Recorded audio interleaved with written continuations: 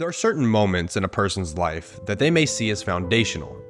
There are memories that we may call back to later and identify as the major turning points that drastically influenced our personalities and the things that we love.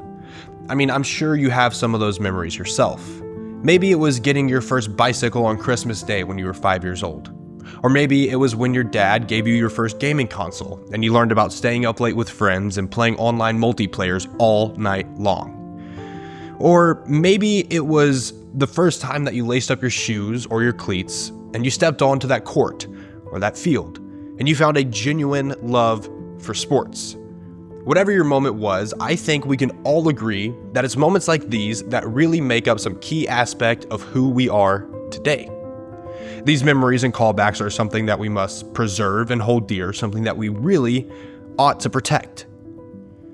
Off the top of my head, I can think of at least 5 different memories that are foundational in making up the man that is talking to you today. But if you're anything like me, and I'm sure that you are, at least one of these memories is associated with a book or a book series.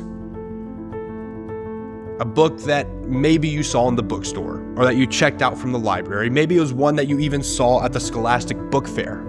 Or perhaps, in the very rare case, maybe it was a book that you had to read in school that you instantly latched onto.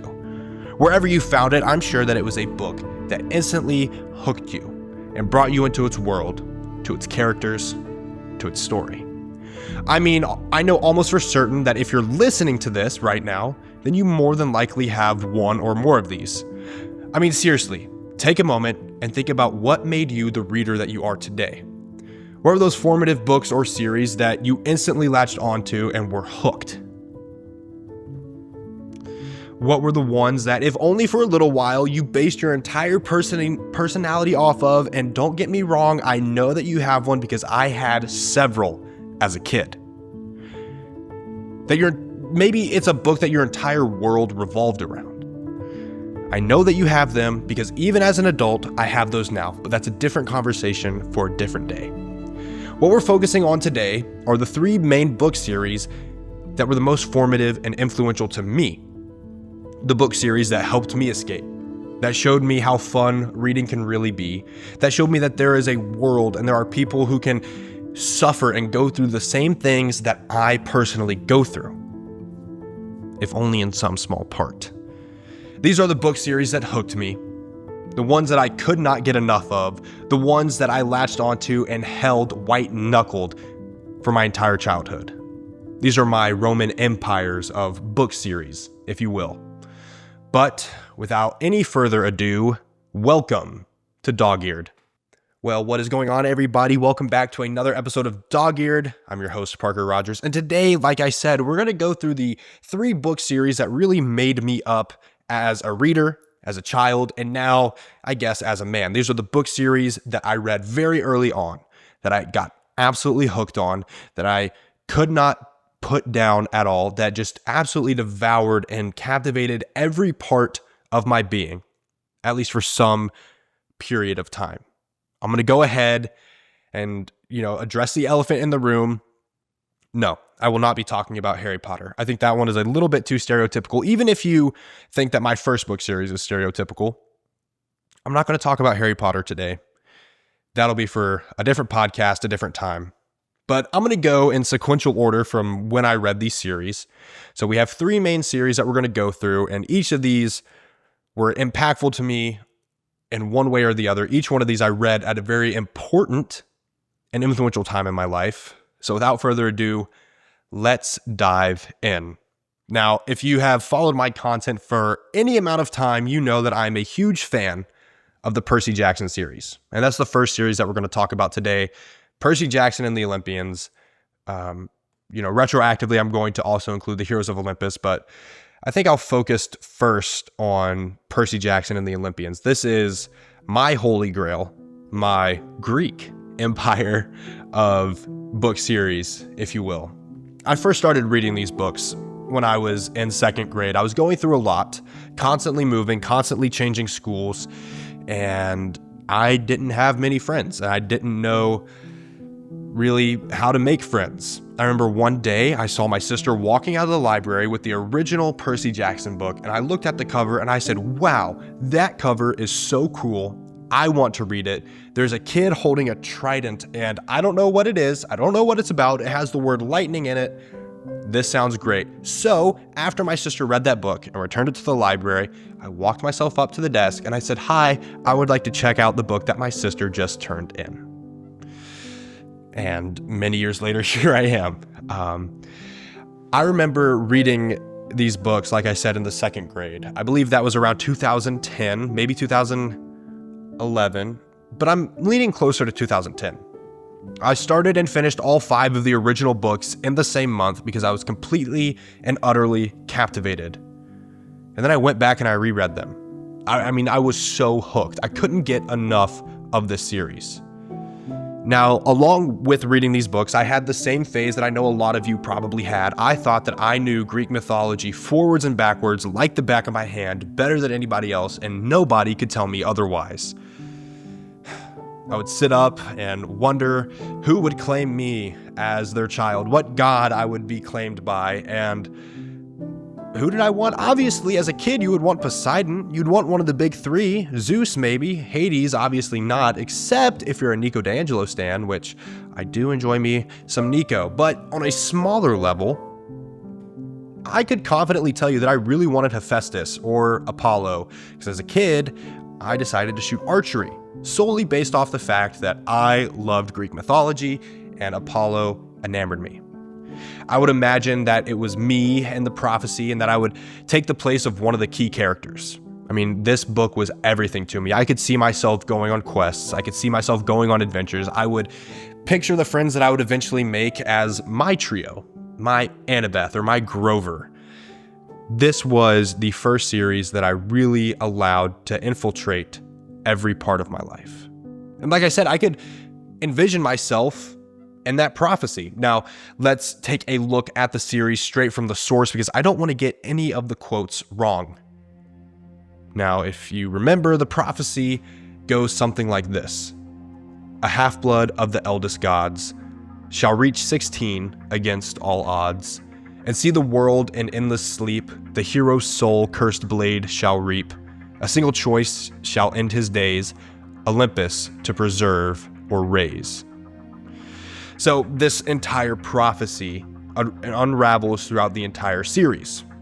Now, if you don't know the series, let me give you an overview from the man Rick Riordan himself. Percy Jackson is a demigod, child of Poseidon, one of the 6 eldest gods, born of the Titan Rhea, wife of Kronos. Percy reaches 16 despite all the numerous times that he was almost killed by Luke Castellan and Kronos and all of his monsters. Percy finds the whole city of Manhattan asleep from Olympus, so the war can go on without any of the humans interfering. Luke Castellan uses Annabeth's knife to kill himself and to stop Kronos. This was only possible because Percy trusted Luke with Annabeth's knife. This is the same knife that he gave her when she was little, and he promised that they would be there for her and that they, including Thalia, would be a family. Luke broke his promise, so the blade became cursed. Percy had to choose between giving Annabeth's knife to Luke and allowing him to destroy himself or try to destroy Luke by himself. Either choice would have resulted in Luke's death, however. Percy's choice would result in either the destruction of Olympus or its preservation, but because of Percy's choice, Olympus was saved and Percy became a hero. Pretty straightforward. We go through, this journey takes place over the course of 5 books. You have The Lightning Thief, The Sea of Monsters, The Titan's Curse, The Battle of the Labyrinth, and The Last Olympian. All of these books are phenomenal. All of these books are amazing. All of these books introduce me to some aspect of the human condition that now looking back on, I can confidently say formed the person that I was. Whether it was going out and being courageous, whether it was facing my fears and being bold, or whether it was even just talking to people and having something to get excited about. This is a series that shaped me and formed me in that way. It's a series that I can never get enough of. In fact, in 2024, I went back and I reread this series. As an adult, I have never reread a series. I'm scared often to reread series because I don't think that it will hold the same weight or the same impact that it had the first time that I read it. but I can confidently say that this book series held up. And it wasn't a 22-year-old, 21-year-old in 2024. Yep, it wasn't a 21-year-old at the beginning of 2024 that went back and read and enjoyed these books. It was a little 8 to 10-year-old Parker who fell in love with reading and who fell in love with this world. This is the first book series that was really big for me, and it got me on this long train of reading for a very long time, and it showed me that reading could be entertaining and used as a pastime. But more than that, though, it showed me that there were people who loved books as well and whom you could connect with over books. I had several friends who also loved this series, and we would have little book clubs. We would have exciting little adventures, and we would fantasize and daydream about the series together. This was the first book series that was huge and influential to me. And if you haven't found yours yet, just bear with me, because there's a book series for everybody. I genuinely believe that. You just have to learn to look in the right places. Moving on to our second book series. As I've been planning this episode and I've been talking this one out, this one always seems to be a deep cut for some people. Up until recently, I didn't know of any other person outside of the original friends that I read this series with that knew what this series was. What is that series? None other than Ridley Pearson's The Kingdom Keepers. So I started to read this series in the 3rd grade, so that also would have been around 2010, maybe 2011. I think it was closer to 2011 if my math is right. These books started coming out in 2005, with the final installment of the first series coming out in 2014, which was actually made in collaboration with fans, an experience that I, as a 11, 12-year-old, got to take part in. Through the Kingdom Keepers app and the website, the author Ridley Pearson had the readers help choose the path and the ending for the book. This book series was extra special to me. As a child, I had this awesome hyperfixation on Disney and all things Walt Disney, the person. I remember growing up, my grandparents would take my sisters and I to the Disney parks. We would go to Walt Disney World every few years, and I remember it was genuinely the most magical place on earth. It was an experience that I always held on to, that I always wanted to go back to. And as a kid, growing up going to Disney, growing up watching the Disney Channel, growing up watching all these classic Disney movies, I could never get enough. And I would always want to put myself in those worlds, that I would always want to be, just taken in and experience the life of somebody in those worlds. I even remember that my obsession to Disney went so far that I wanted to be an Imagineer when I grew up. So in middle school, I decided to take a track that would get me into one of the best engineering schools, just so I could pursue the dream of becoming an Imagineer. I actually even remember saying that on the first day of school in the 7th grade in front of all my classmates. Embarrassing, I know. But we're not here to talk about that. We're here to talk about the book series, The Kingdom Keepers. The love for this series actually started a little bit before I read this series. My grandmother gave me a book, and I was able to track down the actual book. I thought this book was a fever dream, but it's called The Mystery at Disney World. And this one was real kids, real places, real whatever. And it was just like this mystery of this family going on vacation to Disney World. Mystery unfolds. They go behind the scenes. They get to see the characters and all this. And it was really fun. Enter Kingdom Keepers. My world was changed.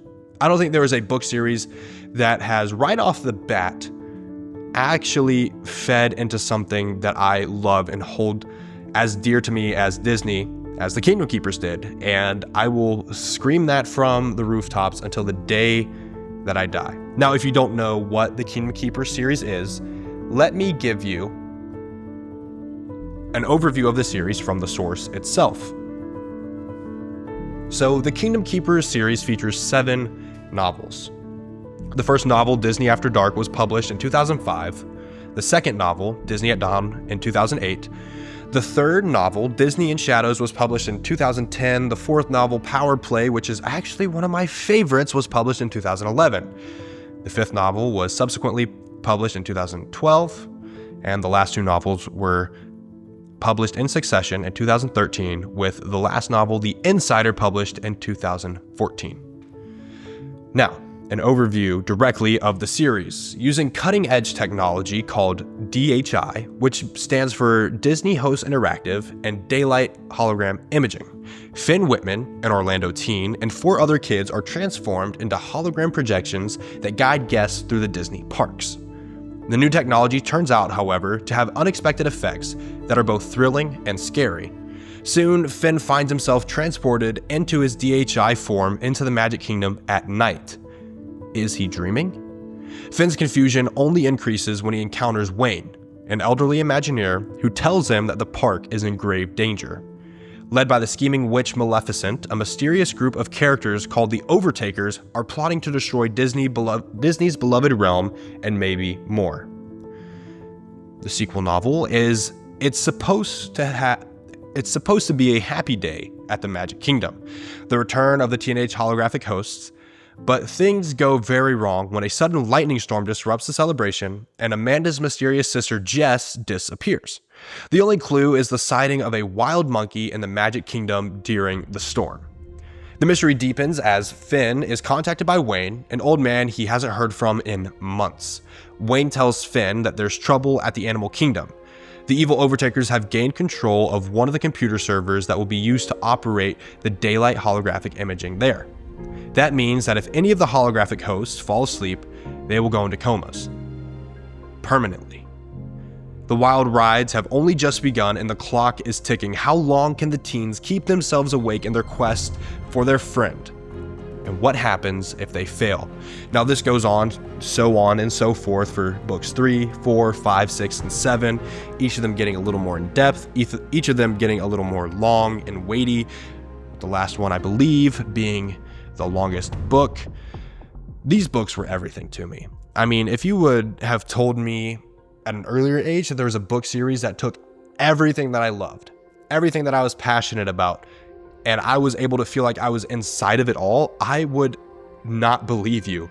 I mean, I so vividly remember the places that I was at reading these books. I remember reading the third book, the third one being Disney and Shadow. I remember reading that on a road trip in the car. I remember I was sitting in the rear passenger seat reading that, my sister sitting to my left beside me. These books are just absolutely everything to me. And what really allowed me to connect with these books was the fact that it seemed so real.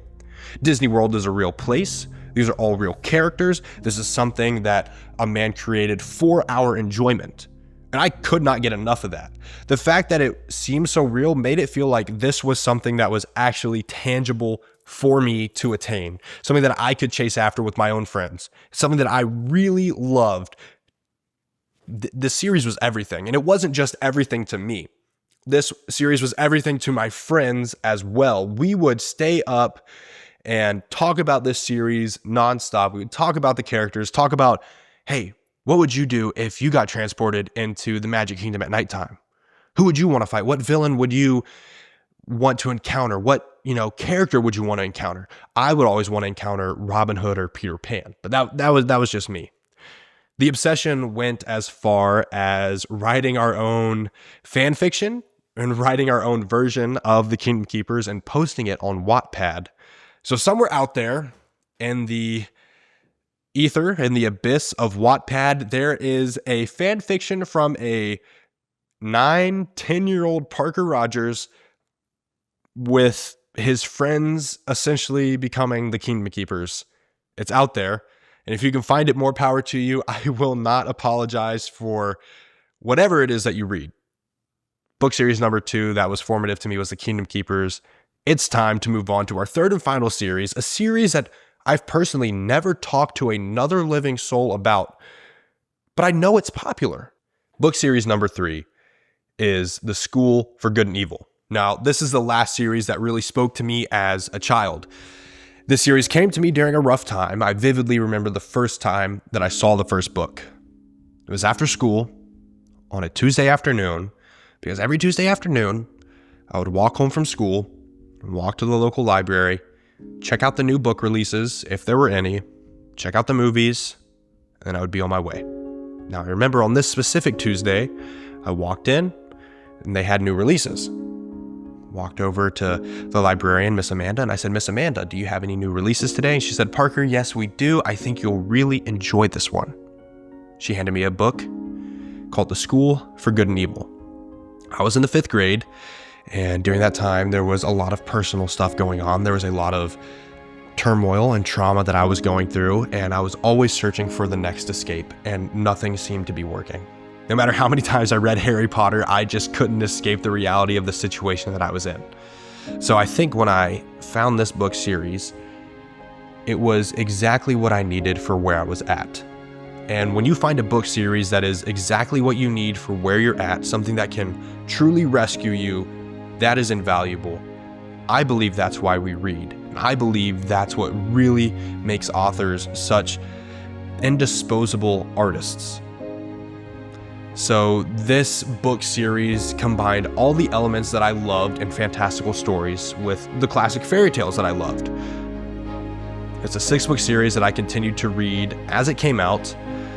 I actually have a vivid memory 2 years later after starting this series of reading one of the books on my first day of 7th grade. I was new in this school, didn't know anybody. My first class of the day was English. I sat in class, pulled out my book and started reading before class had officially started. I remember my English teacher, she was also new at the time, came up to me, saw that I was reading, and she asked me to share what my book was about, what the series was about. And she could see the sparkle in my eye. She could see the way that I gushed over this book series. And she said, don't stop. Keep reading. And I guess it's from that interaction, now that I think of it, it's from that interaction that I am where I'm at today.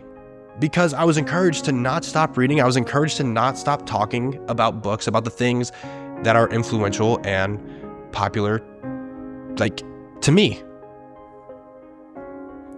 That is invaluable.